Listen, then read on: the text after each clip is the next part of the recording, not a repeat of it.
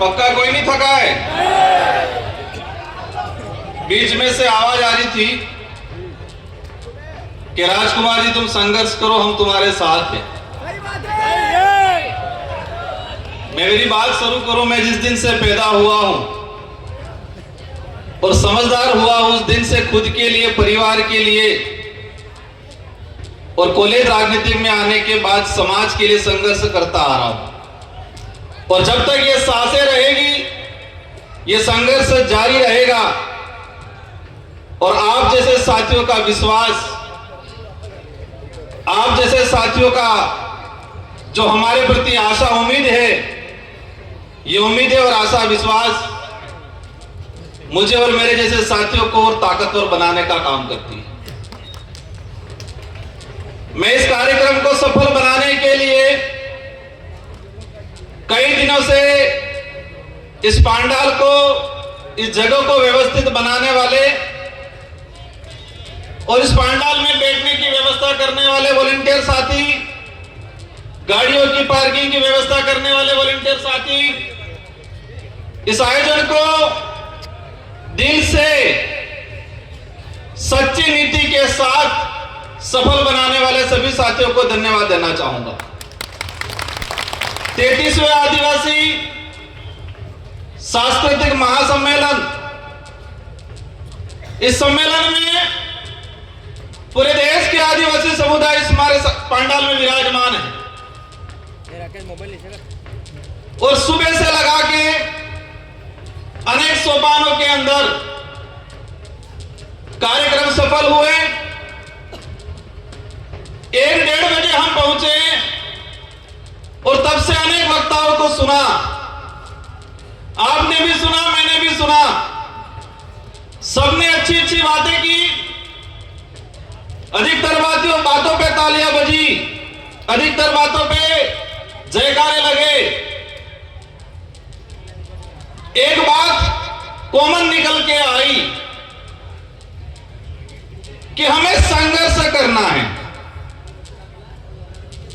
सभी वक्ताओं की तरफ से जो बात आई उसमें एक कॉमन निकल के आई कि हमें संघर्ष करना है। और यह संघर्ष किस लिए करना है? अपने समाज के हक अधिकारों के लिए करना है, जल जंगल जमीन बचाने के लिए करना है। और फिर बात आई कि संघर्ष कैसे करेंगे? तो एकजुट होंगे तो संघर्ष होगा, ये बात आई। फिर नारे लगे, एक तीर एक कमान, आदिवासी एक समान। हम जिस मंच से, जिस जगह से हम बोलते हैं, हम जहां खड़े हैं, हम जहां बैठे हैं, अगर इस शब्द की यही पालना नहीं होती है तो संगठित नहीं हो सकते। और संगठित नहीं हो सकते तो हम संघर्ष नहीं कर सकते हमारे हक अधिकारों के लिए। साथियों, इस देश के अंदर 2011 की जनगणना के हिसाब से 140 करोड़ के आसपास पॉपुलेशन है। और इसमें आदिवासियों की बात आती है, 10 करोड़ 43 लाख आदिवासी समुदाय जो रिकॉर्डली है। 3 से 4 करोड़ आदिवासी अपने कागजी आदिवासी प्रमाण पत्र लेने के लिए संघर्ष कर रहा है देश में। आज 2026 है और 2026 के हिसाब से अगर बात करें तो भारत देश के अंदर रिकॉर्डली जो आदिवासी है 13 करोड़ के आसपास है। और 5 करोड़ के आसपास संघर्ष कर रहा है। नॉर्थ ईस्ट का देख लो, साउथ का देख लो, हमारे गुजरात का देख लो, महाराष्ट्र का देख लो। और जो 13 करोड़ आदिवासी है, इनमें से अधिकतर संघर्ष कर रहे हैं।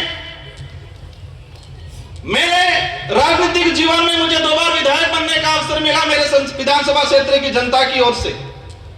और आप जैसे साथियों की बदौलत मेरे संसदीय क्षेत्र बांसवाड़ा डूंगरपुर की जनता की वजह से मुझे सांसद बन के अवसर मिला।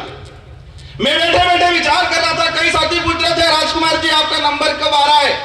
मैं मन ही मन हंस रहा था कि देश की संसद में रात की 1:30 बजे तक बैठता हूं हमारे आदिवासी भाइयों की आवाज उठाने के लिए, तो यहां पर मुझे 5 बजे तक बैठने में कोई दिक्कत नहीं है। जिस देश की संसद में भूखे प्यासे रात की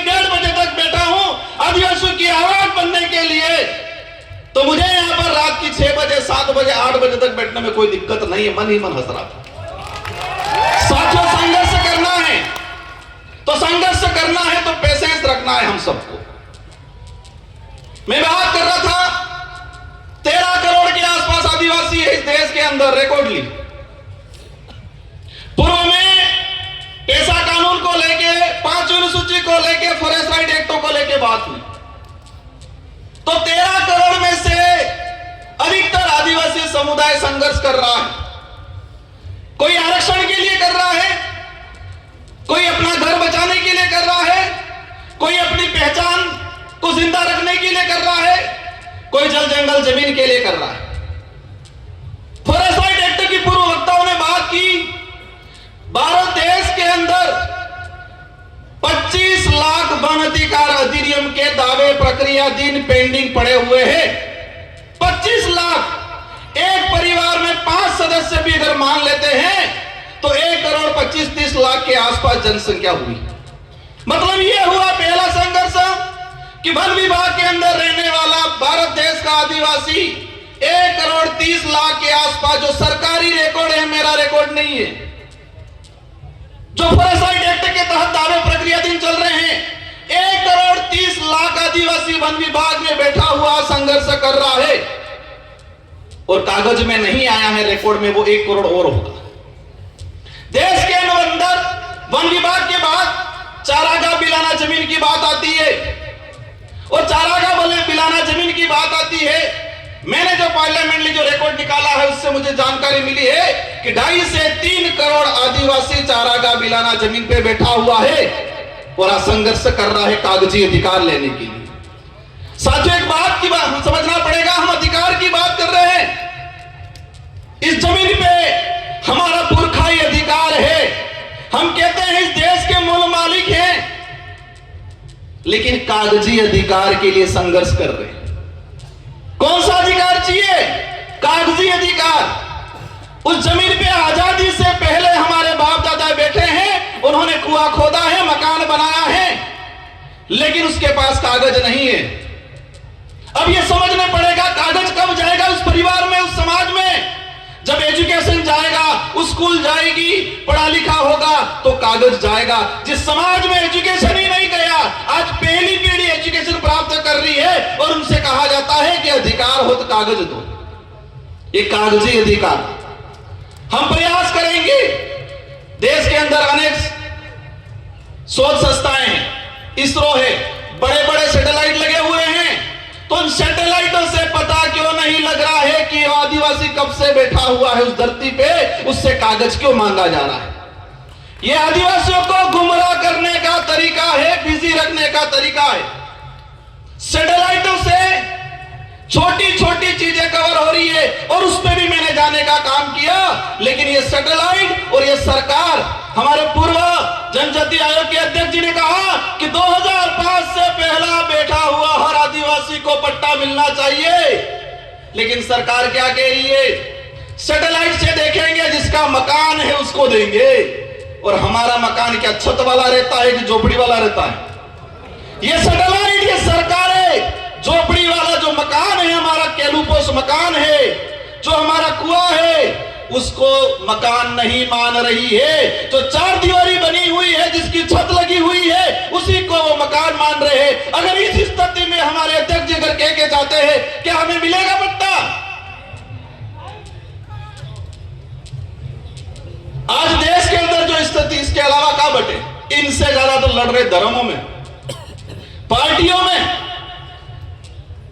कोई हिंदू बन गया, कोई ईसाई बन गया, कोई बौद्ध बन गया, कोई जैन बन गया, कोई मुस्लिम बन गया। पूर्व वक्ता ने कहा था कि आपस में ही लड़ रहे हैं, और मेरा जहां तक आकलन है, अगर हम नहीं समझे तो ये लड़ाई और तेज होने वाली है। जिस तरह मणिपुर में हुआ, इसी तरह छत्तीसगढ़ में हो रहा है। आज एक चीज हमने देखी, देश के अंदर छोटी सी कुछ घटना हो जाती है, हाहाकार मच जाता है, मीडिया हो, सरकार हो, न्यायालय हो, कोर्ट हो, संज्ञान ले लेती है।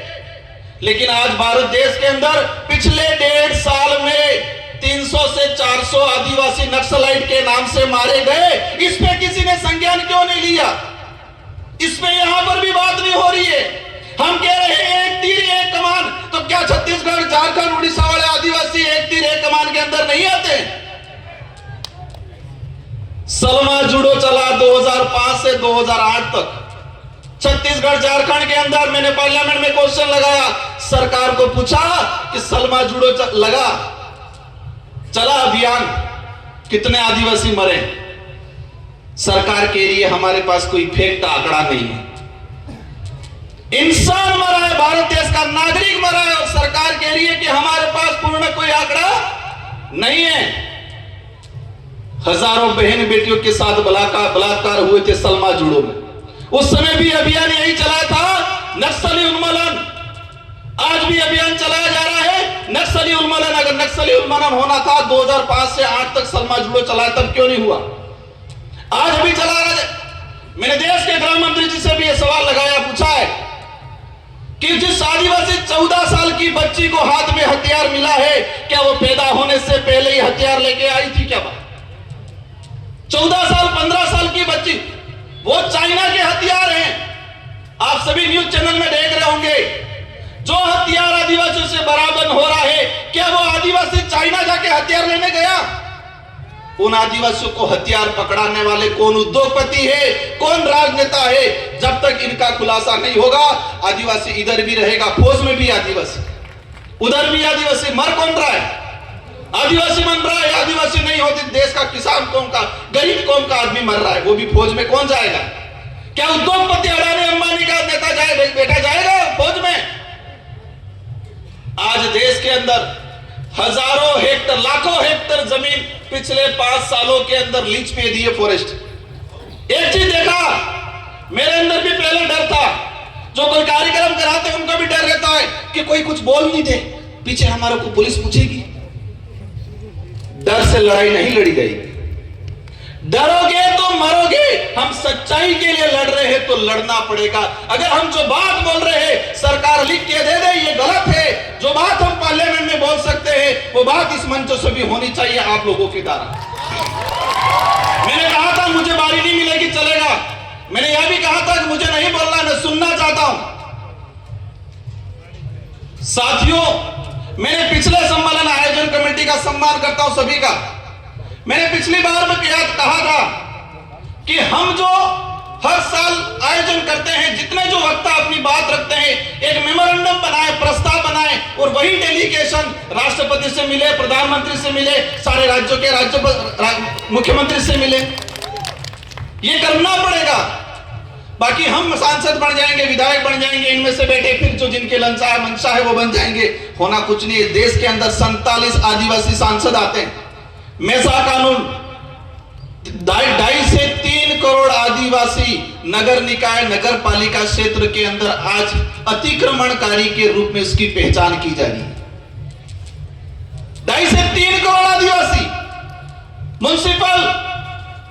म्युनिसिपल एक्ट शेड्यूल्ड एरिया के अंदर स्पष्ट कहा गया है। और इसका मैंने पार्लियामेंट में 2001 से, साथियों एक बात जानना आज कि देश की संसद को भी देखा है, राजस्थान की विधानसभा को भी देखा है, लेकिन हर कानून आता है जिस बजट सत्र में आता है उसी बजट सत्र में पास हो जाता है, लेकिन आदिवासियों के कानून 20 साल हो गए, 25 साल हो गए संसद में आने के बावजूद भी रुके हुए। मेसा कानून 2000 में आया, 2003 में इसकी कमेटी की रिपोर्ट आ गई और आज तक पेंडिंग पड़ा हुआ है, क्योंकि वो आदिवासी के हित का था। मेसा कानून आता तो शहरीकरण के इलाके में जो आदिवासी रह रहा है उसको विशेष राइट मिलते, उसकी जमीन रिजर्व हो जाती। मैं समझता हूं समय काफी हो गया है।